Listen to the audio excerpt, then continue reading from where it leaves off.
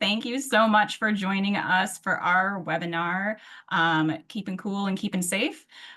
So keeping active dogs safe in the heat. Our speakers today are Executive Director of Working Dogs for Conservation, Pete Copolillo, and then Channel Sales Manager of Ruffwear, who also helps with all of the working dog groups and communities out there, Mark Pickard. So Pete, take it away. Okay. Thank you all for being here and for joining us, and we'll jump right in. And I'll start with just a little bit of sort of housekeeping stuff. If any of you wants to take screen grabs or anything like that, that's totally fine. This is being recorded, so if you want to share it with somebody after the fact or go back and do it, you can come back later. And look at it again. We consider ourselves open source, so we're happy to share what we know and what we're doing, and particularly with respect to this and heat and heat safety, we want everybody to evangelize and to share it with everybody else. So it even includes a copy of the presentation if you would like to do that and present it to your local group of somebody like that. So just reach out and let us know. Okay. Perfect. And thanks for that, Pete. I just want to share also, anyone, if you have any questions, to feel free to put them in the chat, and I'll be monitoring the chat throughout our webinar. So we'll be able to get to those questions at the end or interject as needed. Okay. Thanks, Crystal. Yep. And one quick slide on who we are at WD4C here. We've been around for a long time, but a lot of folks don't know us. We've worked in a lot of places, 36 countries and 45 states over our 25 years as a nonprofit, and there were a few years that our founders all worked together even before that. And we do a variety of things from we call it ecological monitoring, finding animals where they live, what threatens them, things like that. And special cases of that are biosecurity. Those are things like invasive plants or even invasive animals. Things that can reproduce themselves, including diseases. And we've got a large law enforcement program. A lot of the countries in Africa, that's what is happening there.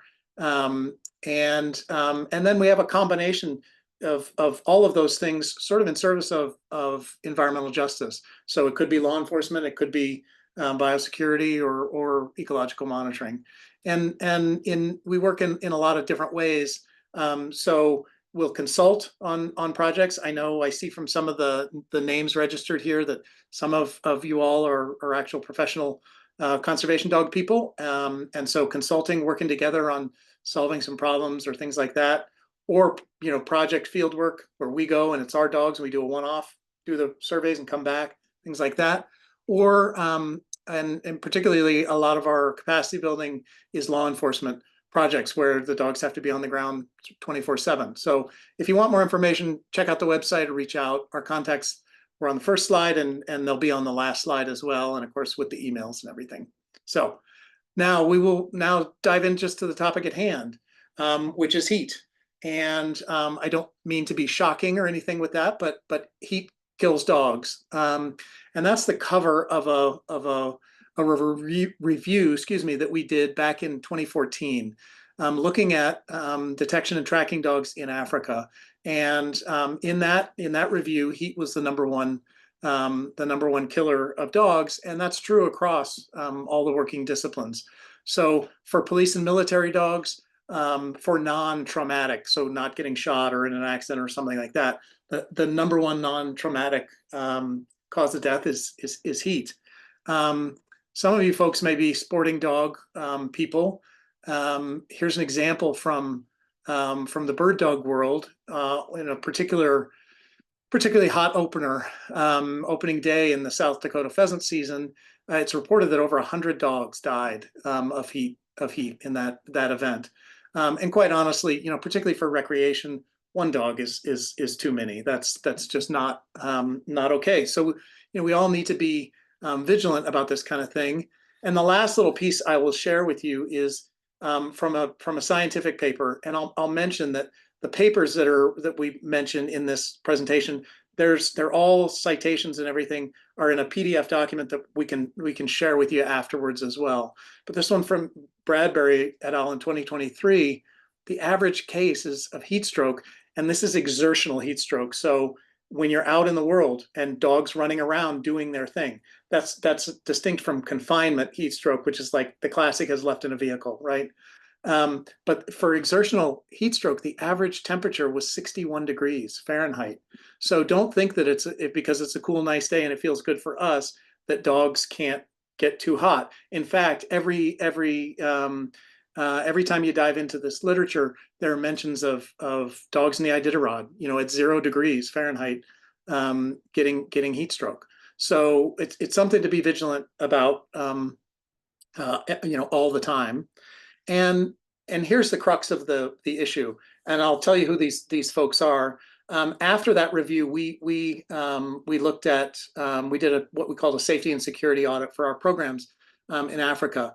And the people here that you see are this is Cindy Otto. She's the head of the Penn Vet Working Dog Center. This is Neil Anderson. Neil is from the University of Edinburgh. He's sort of the world's expert in trypanosomiasis, so sleeping sickness in dogs. It's from a tapeworm or a flatworm that infects dogs. And this is Bess Pierce. She was 30 years with the Army. She's a veterinarian, but with the Army, and her job is to keep all the Army's working dogs safe and healthy.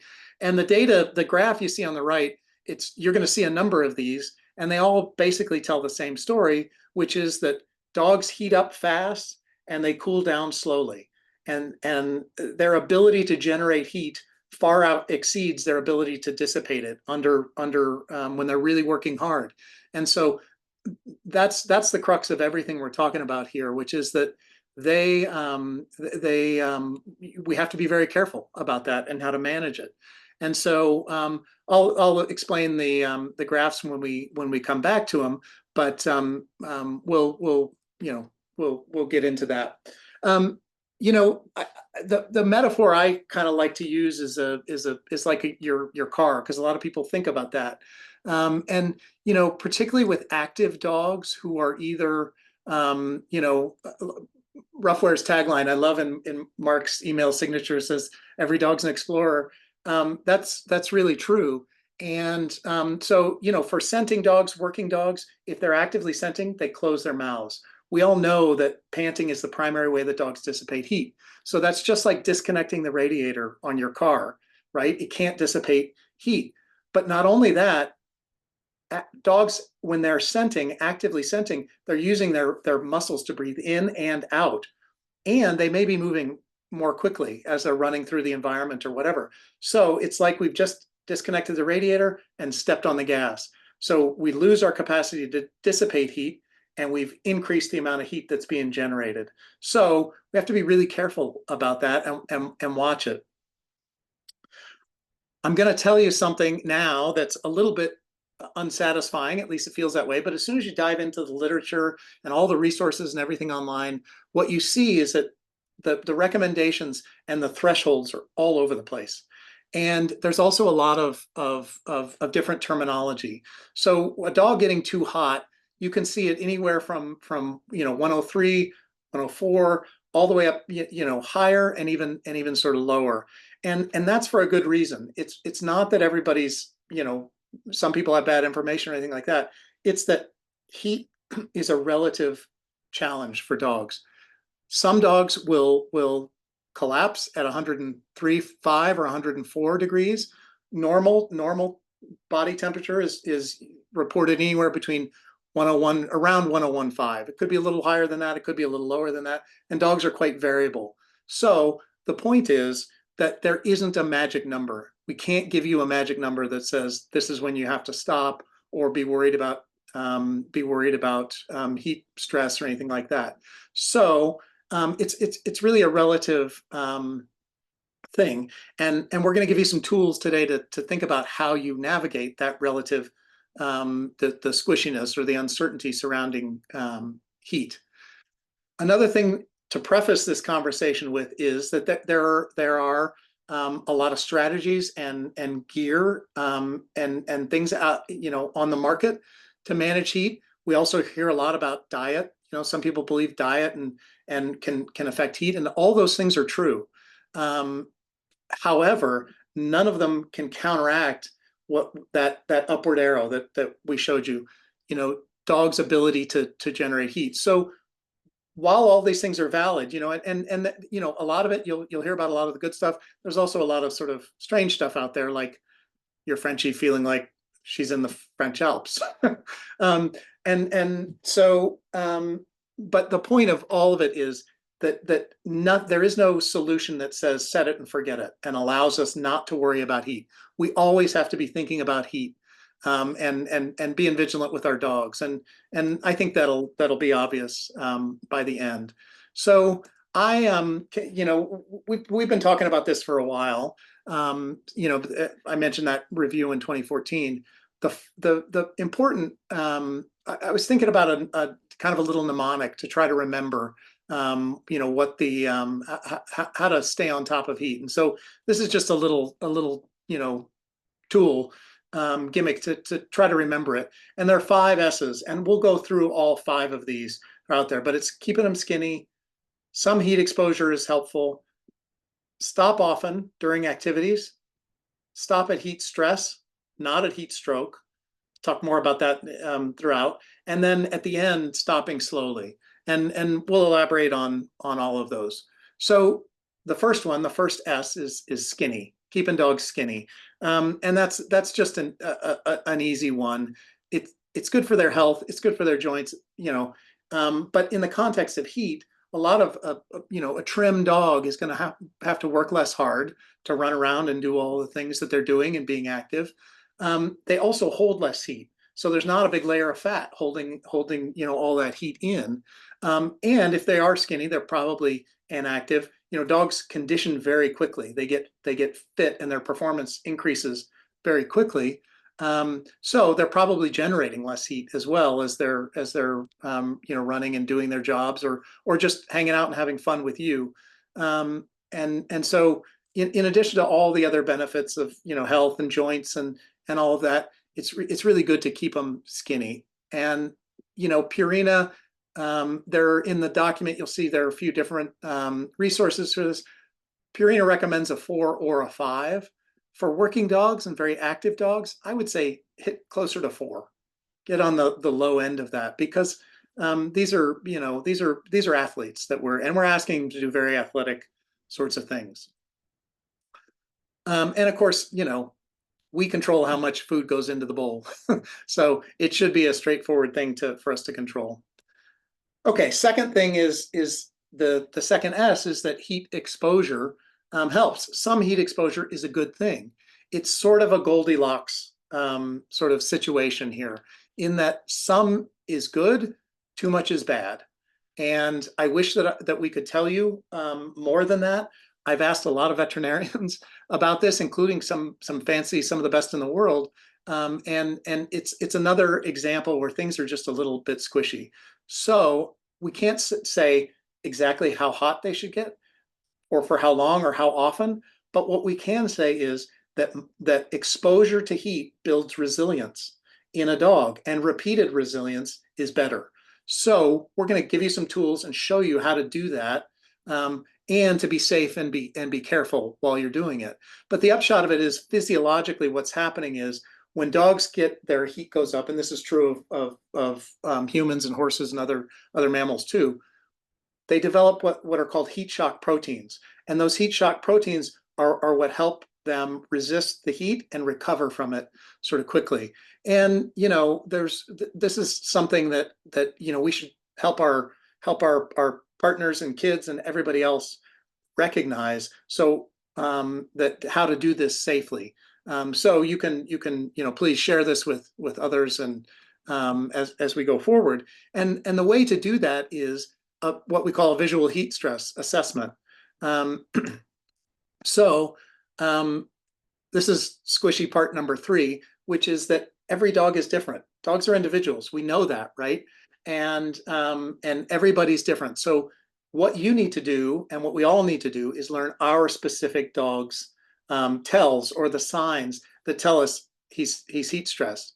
And you're going to see a lot of these too. These are my two dogs. It's just because I've realized that I take lots of pictures of them when they're hot because of this very reason, and because I worry about it a lot and think about it quite a bit.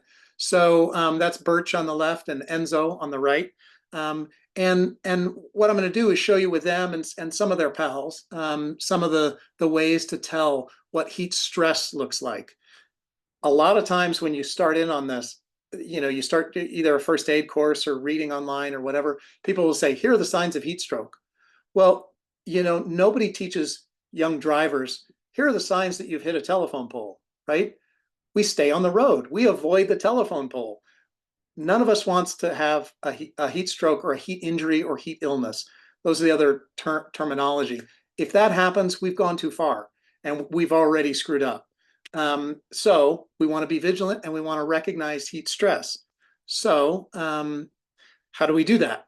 Well, one of the best indicators for dogs, and this is true of all dogs, not just working dogs or super active dogs, but one of the best indicators is their tongue.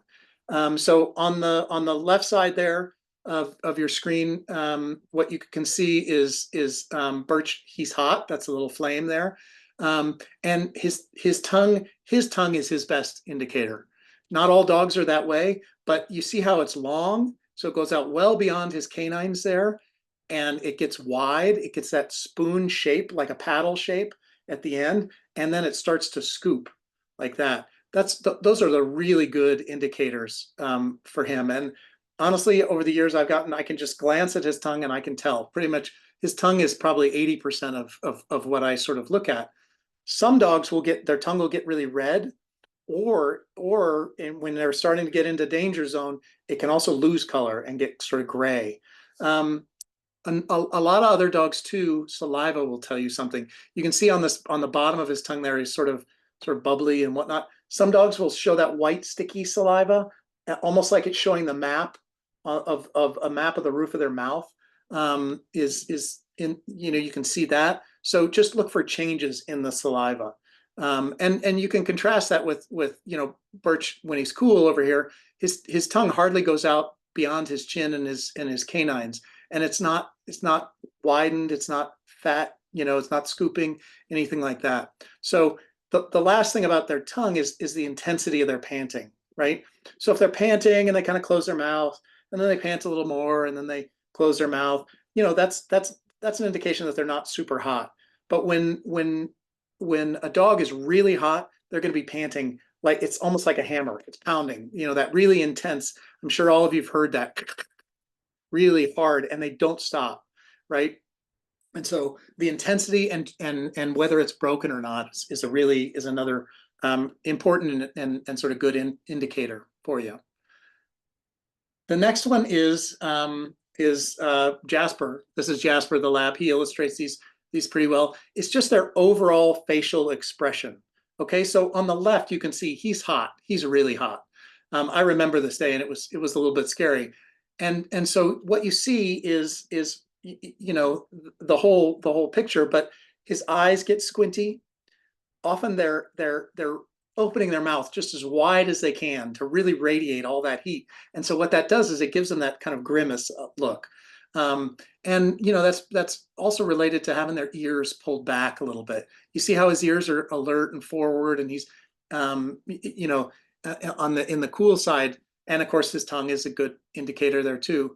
A lot of times too, some dogs will show you creases in their brow or right here in their the gape of their mouth back here. And again, every dog is going to be different. You're gonna learn to zero in on the things that are really key for your dog. When they get really, really hot or exertion, if they're really struggling for air, often they may put their heads back, and that's when they're trying to straighten their airway and really move a lot of air in and out. Again, that's when you're really getting into sort of danger zone there. Okay, and then next thing is behavior. And the vets and in medical literature and stuff, they'll call it mentation, but it just means their overall affect in their behavior. And shade seeking is one of the best indicators, right? So you're out, they're going from tree to tree, and they kind of wait for you, there, and are hanging out in the shade as much as they possibly can. That's a really good indicator. These other indicators, the 1,000-yard stare, being lethargic, starting to get wobbly, those are signs. That's beyond heat stress. That's getting into heat injury sort of area. So we don't want to wait for those. But if you see them, that's a problem. It's time to stop. So the thing I want to mention though about behavior is that working dogs, or any dog that's having an adventure, if they're getting the zoomies, or they're excited to see, to find something, or they're doing the thing that they love, they're not going to show you through their behavior. They're going to keep going. So many of you probably know police dogs and police handlers. Most of them have a story about a dog that came out of the police car, did a track, and had his nose down and mouth closed the whole time, and then he keeled over and died at the end of it. And that's because he didn't show the behavior. He's working. Everything goes away when dogs, we've bred them to be this way, and they're so focused, everything goes away. They're not thinking about self-preservation. They're thinking about catching the rabbit, or playing with their buddies, or doing whatever they're doing. So, behavior is something to think about, but it's not one to rely on. Okay, so I've told you how to look for the signs, but we want you guys to do that very safely, and we want to learn to do it safely. So the way we do that is by being out in the field, in the world with our dogs, and letting them heat up, and watching them and paying attention, but also monitoring their temperature. And so the first thing we want to start with is we want to monitor their temperature when they're just sitting around at home, or out in the world, whatever. And there are a lot of ways to do that. So the thing that the veterinarians will always tell you is get a rectal temperature. Thermometers have gotten really good. They're not very expensive. You can get these ones. Will give you a read in, I think, 8-9 seconds, something like that. So they're very convenient. And if your dog doesn't mind, awesome. My dogs, unfortunately, when they see me coming with it, and I used to do this quite a bit.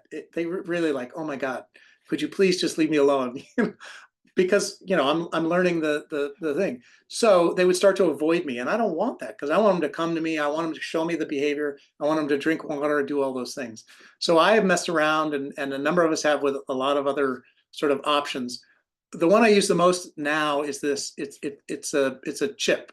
So it goes in their skin, just like the identification chips to reunite if they're lost. The chip is inexpensive. Unfortunately, the readers just went from about $60 to $200. So that's a bummer. But like I said earlier, a number of the folks here are professionals. I think it's a solid investment. There's a video in a minute where you can see how quickly you get a reading almost instantaneously. You just put it on the skin, and pop, you've got it. Another option, there was a scientific paper that just came out with the ear temp.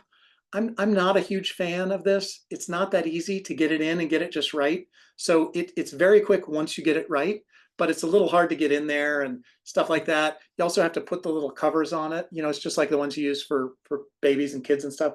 So, but what all of these allow you to do is to look at the dog, see what signs you're seeing, and then test yourself. Say to yourself, "Wow, that looks like he's pretty hot. He might be 102.5 or 103," and then check it. So you're getting immediate feedback, and you can do it over and over again in the field. Okay.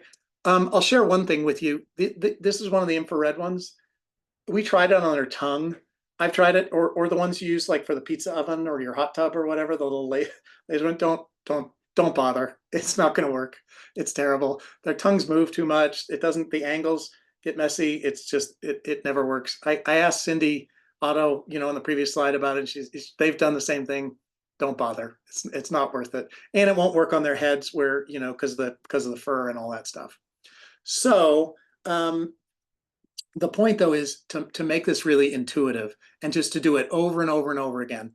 And so I realize you guys have never done this before, but we'll have a little bit of practice here, and then everybody should go out and do this with their dogs. So this is old Birchie. You can see he's a little on the older side here, which is partly his heat tolerance has gone down as he's gotten older. So it's part of the reason I'm so vigilant about it now. But does anybody have a guess of what his temperature might be in there? You can put it in the chat and Crystal will read it out. Nobody? Okay. No guesses yet. No guesses. He's at 104.4 in that photograph. So he's hot. That's pretty hot. I don't let him work. You know, at that temperature, it's time for us to take a rest, right? But you can see his ears are back. He's not super squinty, but he's got the big curl. That's the really obvious sort of one there. So we're going to rest. We're going to rest until he comes down to about 103.5. Stay in the shade, have some water, just chill out for a minute, and then get back at it after it. What do you think about these guys? This is Yagi, this is Echo, and this is Kevin. Yagi and Kevin are working dogs. Echo's one of our staff's personal dogs. What do you think about these guys? Anybody, any concerns? No concerns, right? Mouths are closed, tongues are small. What's the other big sign that you can see there? They're wet. They've been in the water. Everybody's groovy. This is everything's fine in this picture. I don't have temperatures for any of those guys in this Someone one. also commented, Pete, about their ears, the position of their ears as well. Yep. Yeah, totally. Everybody's chilled out and happy in this one. Okay. The upshot of this is keep doing it until you can get really close. And I think within a quarter of a degree is a very reasonable one. This is an Enzo. It's an older Brock that I had. And I'll show you a video here. This is partly just to demonstrate that that every dog is different. Let me see how it goes.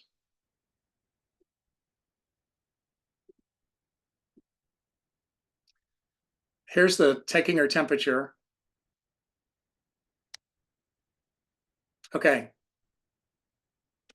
Anybody have any guesses? She's at 106.2 in that video. That was hot. Yeah, she got very hot. She went on a big run, and I called her back. You could see though she's drinking. Sometimes they won't drink when they're that hot. She had already cooled down, and that was taking her temperature with the chip. Got her. She had already cooled down just from her first little drink and standing there in the wind. You could see the grass blowing and everything in the wind there. And she was a little skinny little thing and cools off very quickly. She was down to 106.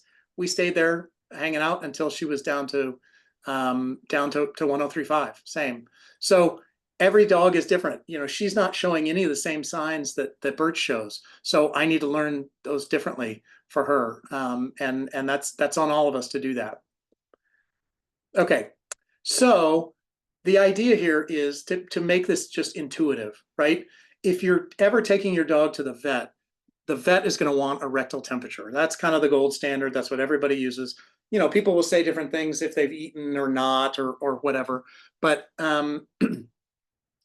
rectal temperature is what the vets are going to want to know. And what you want to do is have a sense for, just make it intuitive. A rectal temperature and a chip temperature or an ear temperature aren't always going to be exactly the same, but they tend to move in parallel, right? So you just get a sense for what that is. In the left panel, rectal was higher than the chip. In the right one, the chip's higher than the rectal, right? In the left one, I don't remember the circumstances. He may have just been in the water, right? So he got wet on the skin, but internally he's still very hot.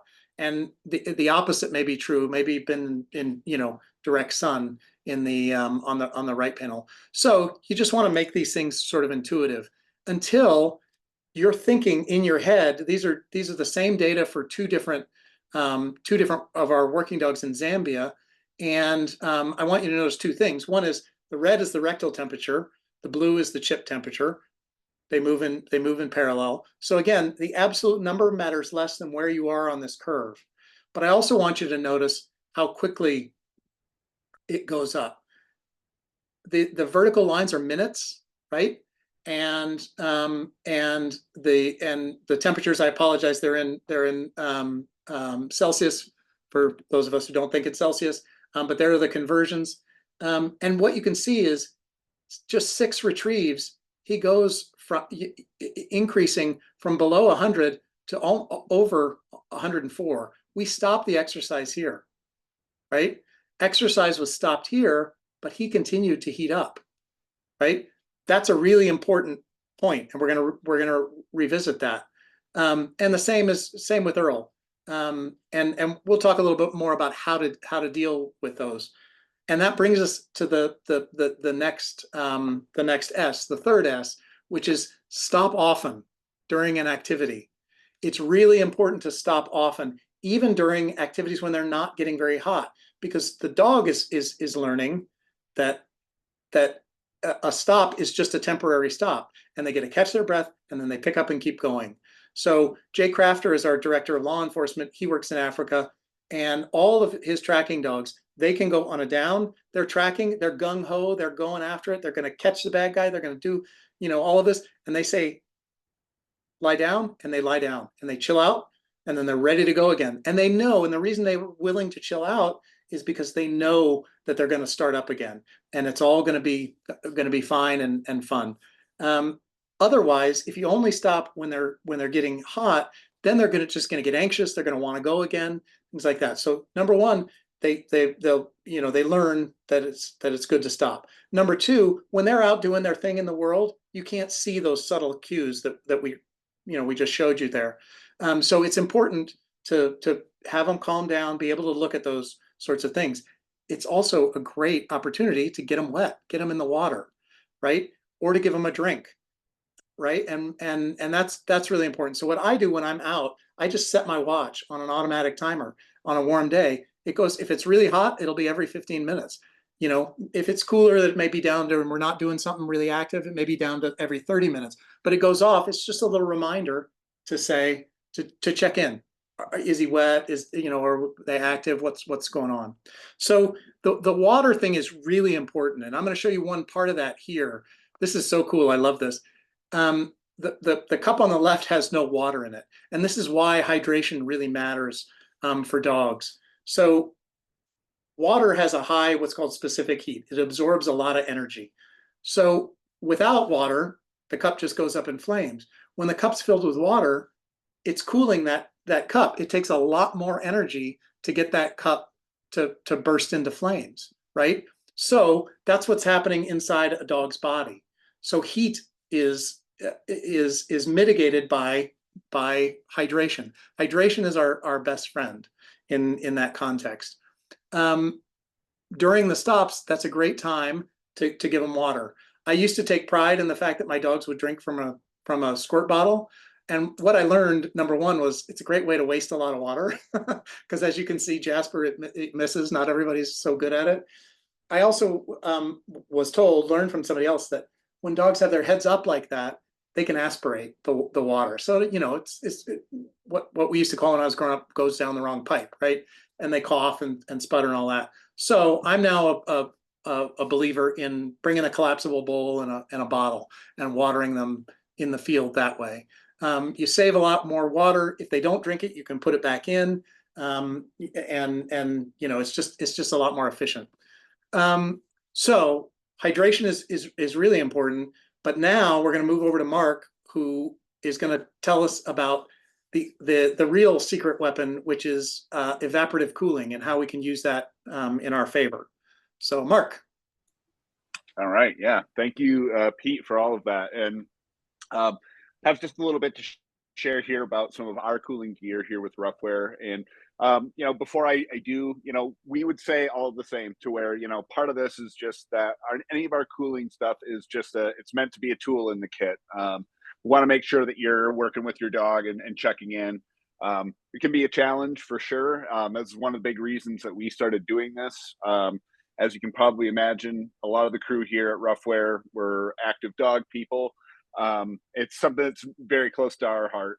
But just like anything, plenty of dogs, they will go and go and go. So it's making sure that it's important that you're paying attention to them and where they're at. But we have created a line of our kind of what we call our swamp cooler, which is our cooling gear for dogs. And today and just sort of show you a little bit about sort of how we kind of came up with this concept, and then also just to talk a little bit about how we construct it and how it works. You know, one of the things that we realize here is that with cooling gear, there's kind of two things that we encounter a lot of, and we deal with a lot of dog people, as you can imagine. We're based in Bend, Oregon. It's very hot here in the summertime. We get a lot of questions about people of who are either maybe a little skeptical of cooling gear, even, you know, being something that works, because it can feel a little counterintuitive putting gear on to keep yourself cooler. But then also just curious about how it works, because there are a number of things out there. So I think that's also always a great opportunity for us to share a little bit more about that. So, you know, the big why is that, you know, we want to keep our dogs comfortable and enhance their ability to be able to get out there and do more things with us. And what you see here is just a couple of reviews that we've gotten from just some of our gear online. And I think one thing is I really like, you know, this one on the bottom of your screen, the one that just says "I'm a believer," because, you know, they say right out that they're skeptical about it, but man, that it really does make a noticeable difference in the comfort of their dog.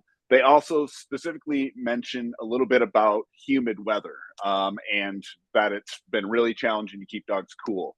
One thing to keep in mind with any of our gear with our Swamp Cooler series is it is going to have a variety of conditions that can affect how well it's working. But you will find that in any condition you're in, so whether you're in a really, you know, if you think of like the Southeast where it just gets really hot, really humid and sticky, or, you know, somewhere out west where it's maybe a little bit higher and drier, but still very hot and intense sun, you're still going to get cooling performance from any of our cooling gear.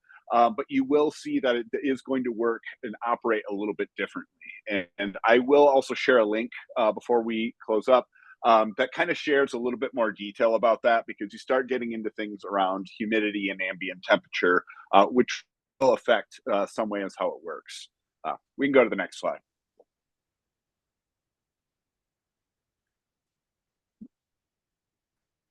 Sorry, I'm having stalled out there. There we go. Sorry. No problem.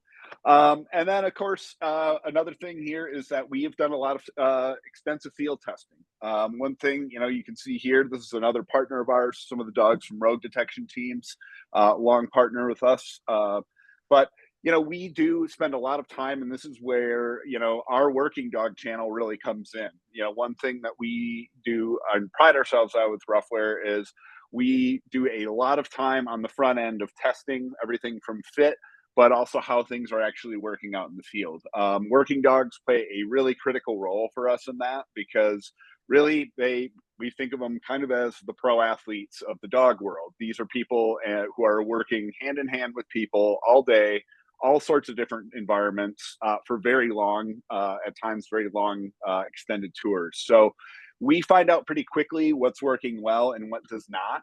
And it allows us to really hopefully take all those learnings and get into some really ways that we can fix that and make our gear work the very best that it can. And I'll talk a little bit about, you know, there's always going to be some limitations around that, but what you see here, this is just from a project that was down in the Palm Desert. So you can see that they're at a wind farm. Mortality surveys at wind farms, very common. But a real challenging environment. You know, it's incredibly warm there. You have a high exposure to where you're not getting a lot of, you know, other vegetation or things that you can shelter yourself from. So it creates a real challenge staying comfortable. I mean, I think that's for humans and dogs alike. So you see two of the dogs here, they're wearing two of our different Swamp Cooler, our vest and our Swamp Cooler zip. So what you're getting here is some really nice coverage, helps keep those dogs a little more comfortable, helps keep them cooler and be able to work longer in the field. You can go to the next page. So biggest thing here is, how does our Swamp Cooler system work? One thing that we've spent a lot of time at is trying to make something that's going to be really useful in the field for extended use. So if you think whether it's a working dog or somebody who maybe is backpacking with their dog, one of the biggest challenges that we wanted to come up with is something that is what we would call kind of field serviceable, to where it can be recharged when you're actually out in the bush. So the way our Swamp Cooler products work, it's all pretty simple 3-step process. The first is that you soak the item in hand. So you can do that by spraying it down with a hose, using a sink. You could also use a water bottle or just get into a body of water. So whether it's pond, river, stream, whatever it is. But the big key factor is you want to really submerge that and get it as wet as possible. Number two, you just want to put it on your dog. And number three is go. I kind of add a number four, which is that depending where you are, you will want to occasionally check it. Just as we sort of said that every dog's tells are different for when they're getting uncomfortable. Well, every environment and every dog is going to be a little bit different as to how long our cooling will last, because as the name implies, what we are working with the Swamp Cooler series is an evaporative cooling system. One of the reasons why we're doing that is because of this field serviceability. And that's not to knock any other tools out there. We think anything that you're going to be able to use that you find is working well to keep your dog more comfortable is worthwhile. But we just want to make sure that we're offering something here that can be reconstituted if need be. A little bit about how we kind of came to that was when we first started looking at, okay, we want to do some dog cooling gear.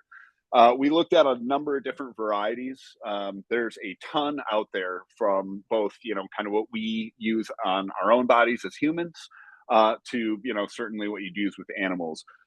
One thing that we looked at initially, which was very common, and you do see this in some things like cooling pads, for example, for dogs, but is the use of some of these gels, which basically pull in water, or you can kind of put them in like a freezer or a cold environment, and then they sort of hang on to that, and then sort of how Pete's video showed with the water in the cup, those absorb heat, and then you can, have a cooling effect on the body.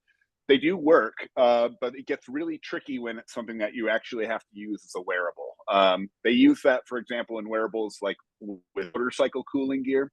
That was something that we looked at. Our founder is a big motorcyclist. He's used these before, but there's some limitations to it. One is just that building something that can hold a gel like that has to absorb and dissipate moisture gets really challenging. A lot of it starts to leak or seep.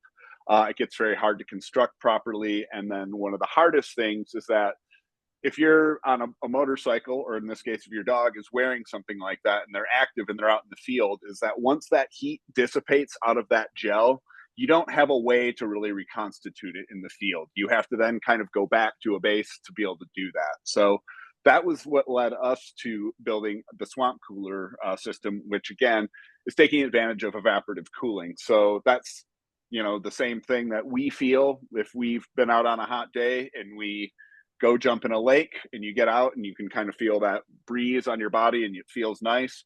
That's evaporative cooling doing its work. And we do have really good results with this.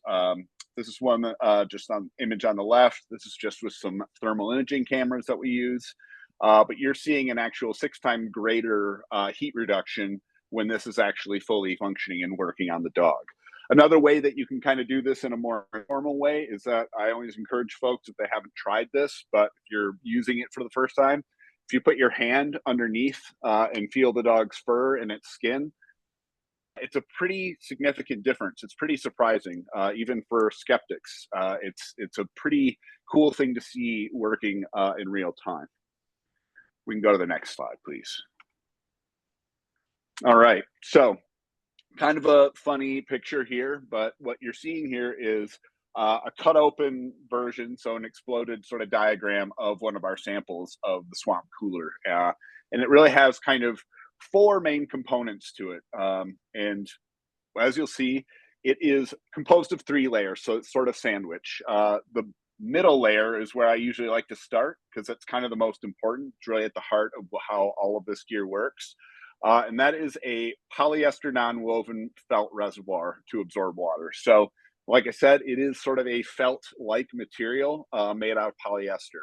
So what that does is it acts like a sponge that pulls water in. So when you actually get these wet and submerge it, it holds it in suspension there. But the nice thing about it being a non-woven polyester is that you can work with it, you can shape it, and it will actually hold its shape really well. It doesn't get really heavy and cumbersome. It still acts much like any sort of lightweight polyester textile will. The outer layer is a polyester air mesh to facilitate evaporation. That gets into a kind of interesting limitation around things when you're building cooling gear for a dog. What we want to achieve and why we use that outer mesh is that we really want airflow to be flowing through this. That's what's going to give you that really nice evaporative cooling effect of wearing this. One thing that comes up a lot with field work is, of course, you know, if you've ever used, like, I don't know, if you've been backpacking in open air mesh, you know that they can kind of pick up debris. One of the drawbacks of using something that's more closed up, though, is that you're going to lose some of that evaporative effect. So that is why it's one of the main questions we get is, why is it like this mesh? Why couldn't you use something more sealed up? And the answer is that it's really important that it is able to radiate that moisture out. So that's why it has that open mesh. Finally, you have the lining. This is a dry weave polyester mesh. That's for next to skin comfort, and the same thing, we want it to have this kind of wicking effect, so it can also pull moisture out of that felt closer to the skin and increase that evaporative cooling, but just on the other side. It's also very soft, so we want to make sure that that's going to be comfortable when the dog is wearing it. And then the last one, really kind of frequently overlooked, but UV testing to confirm stability and fade resistance. The most important takeaway from that is that every single one of these items is actually a 50 plus UPF rating. So that blocks 98% of UV light. That's a really overlooked thing because it's not a big kind of fancy piece of technology, but an incredibly important one because you are actually getting a shading parasol effect. I liken this to the rise of sun protection hoodies that you see a lot of folks using out in the field. Similar thing, very counterintuitive to be in really hot, sunny weather, to be wearing longer sleeves and covering up, but these actually do help give you protection from the sun. And because of that protection, you're actually able to maintain a better ambient temperature longer. And for us, since we don't have fur, it protects our skin from UV light and sunburn and things like that. Well, the effect is still really important. It's a shading effect. Frequently kind of overlooked, but still very beneficial for dogs to have that shading them. And that's kind of why we do that. And that's something, again, that we carry out throughout our line. You can go to the next slide, please. All right. So then just our overview. We have 4 main items in our swamp cooler line.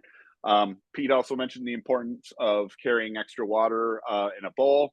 We make collapsible bowls as well. That's actually the very first product that we started with 30 years ago, was the collapsible bowl. So we have lots of those as well. I always keep one of those in my car, and I always keep one in my pack when I go hiking. But here you'll see our line of cooling gear. They're all called the Swamp Cooler.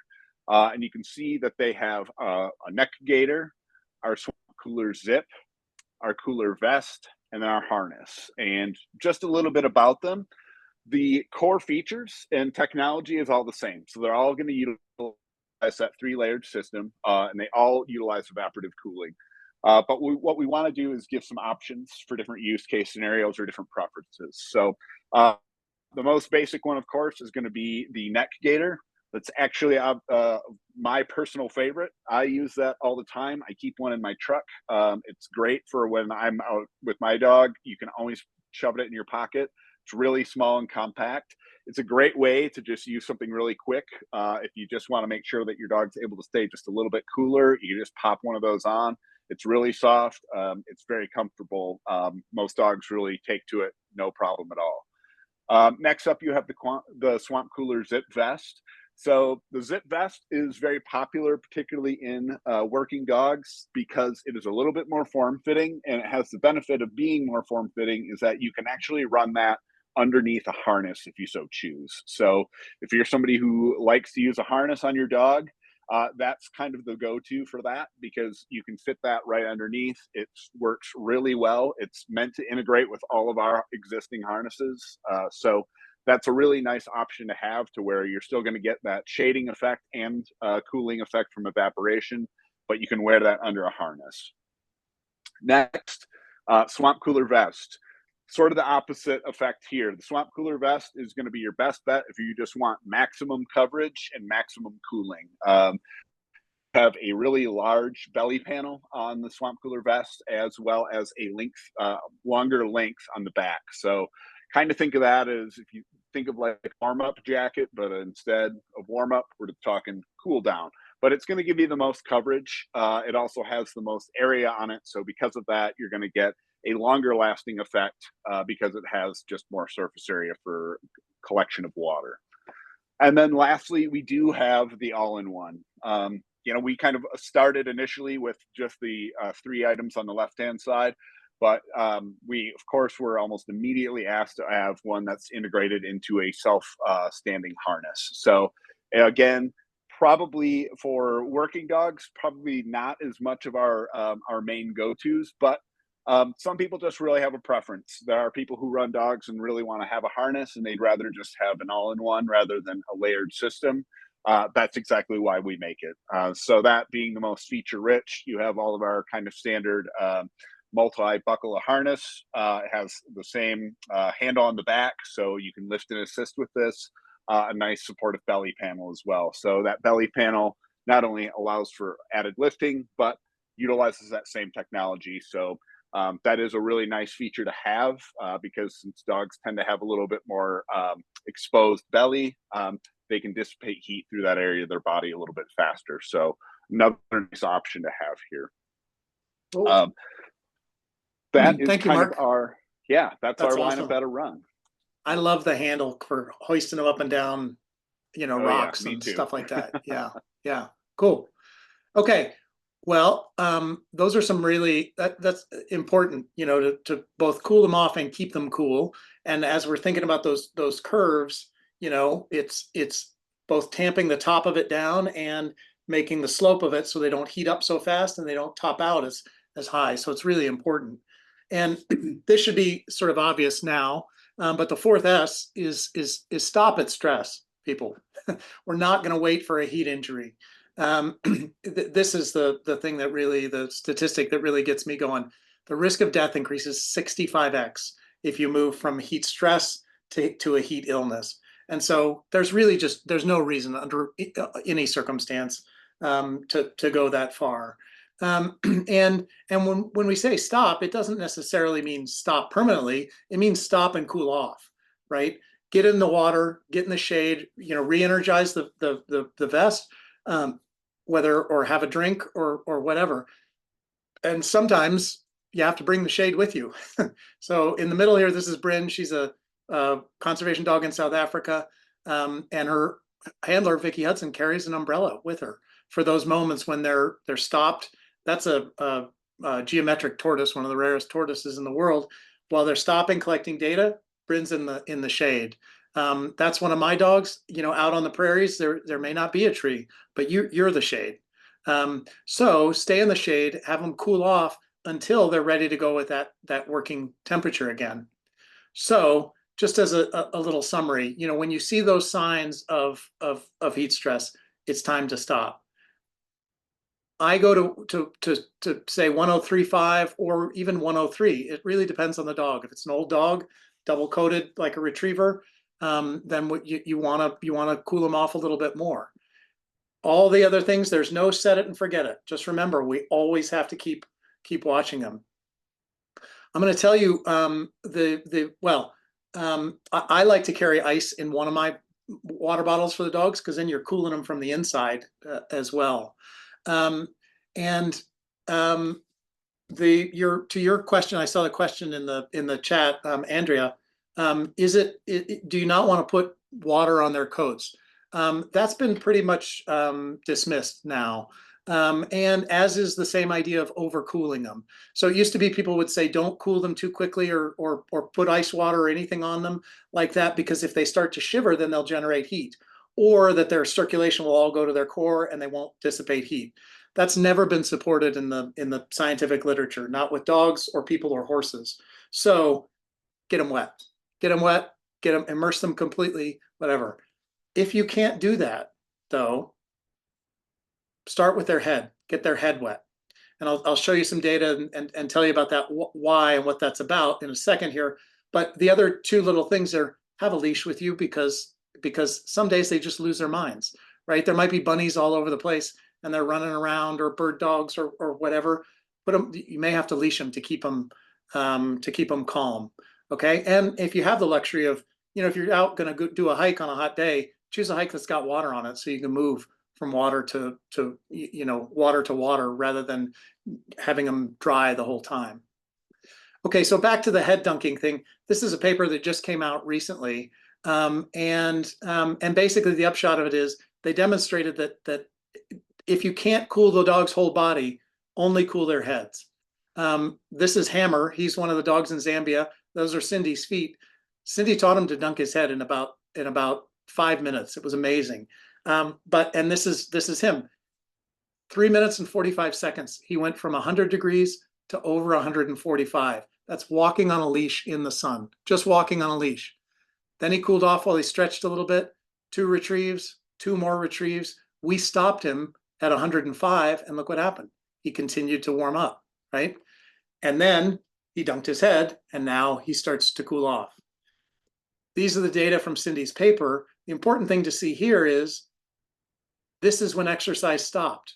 This is when they stopped exercising, and the dogs continued to heat up.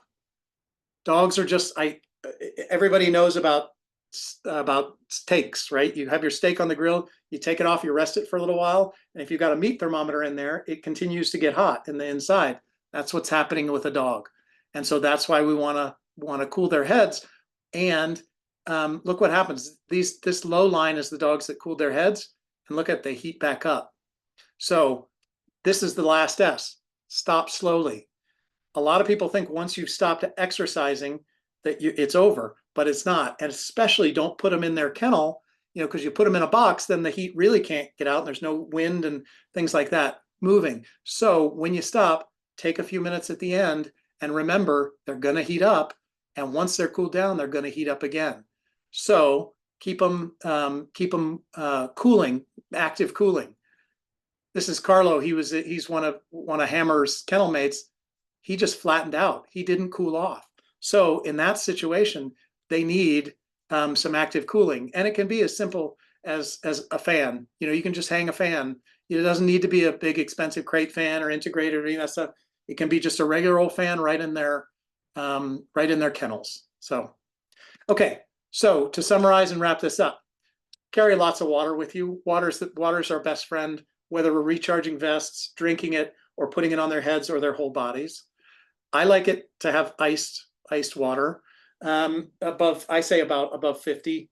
But like I said, it can get hot even at colder temperatures. 103.5, don't start, and 104.5 if you really want numbers. Those are the numbers to start with. But like I said, they're variable. And have a leash and know where you're going to go on a vet. Big lacerations or trauma, bleeding, and heat are the only 2 things that you treat in the field and then go to the vet. Everything else, you pack them up and go to the vet. Cool them and then go to the vet, okay? In a heat emergency, 20% mortality when stress becomes chance of mortality. That's the 65X. It goes from a tiny, tiny chance of mortality to 20%. Nobody wants to 1 in 5 chance of losing your dog, right? So when it happens, give them cool, cold water to drink. Sometimes they're too hot. They won't stop panting to drink, but cool them off and start monitoring their temperature. If you can get them in, do it. If you can't, start with their heads. And then the old school stuff of ice packs, if you want ice, or cooling on their neck, their groin, their armpits, those are great. But as soon as you see stress is okay, but as soon as you start going beyond stress, get them to the vet. Because heat injuries are like strokes. The longer they have the symptoms, the more severe the effects can be. And then keep them cooling all the way until you get to the vet. And that's if they're doing the drunk, they get bad diarrhea, they're doing the 1,000-yard stare, the really scary stuff. Okay, like I said, this will be recorded so you can come back to it. We've got the resource document for everybody. Happy to share the talk with you. If anybody wants to teach this to other people. So thank you all for listening. I apologize. We went 1 minute over here. I'm happy to hang out and answer questions as long as anybody else wants to. But here are my coordinates and Mark's coordinates. And if you guys found this useful and you know, can consider it, please think about a little donation, because that'll make Crystal happy, and it'll help us have some cooling collars and dog food and all that other stuff. So I'll stop there. Thank you, guys. Excellent. Well, thank you, Pete, and thank you, Mark. And thank you, everyone, for attending. If you have any questions, feel free to throw them up in the chat.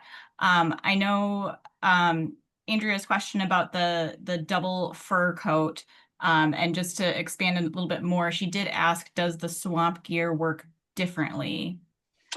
Yeah, so it's actually a really great question, Andrea, and it will. One of the biggest things when you're talking about double coats or just what you're kind of getting at, I would encourage you to check the link that both myself and Crystal put in the chat. It gets into a lot of what sort of environment you're in. So basically, that it will be harder for it to work if you're in a really, really high humidity area. You will still get some evaporative cooling, just like our bodies naturally will, or if you, and certainly from UPF. But when the ambient air has less basically available space for moisture to evaporate in, you're going to get less of that effect. So I think that's part of what kind of fueled some of this around that question, is that, you know, there are environments to where is it actually making them hotter, and it won't make the dog hotter even if they do have a double coat. But in an environment like that, where if you were in like the, you know, again, I always just use the Southeast because when I was there earlier this year, it was absolutely incredibly muggy.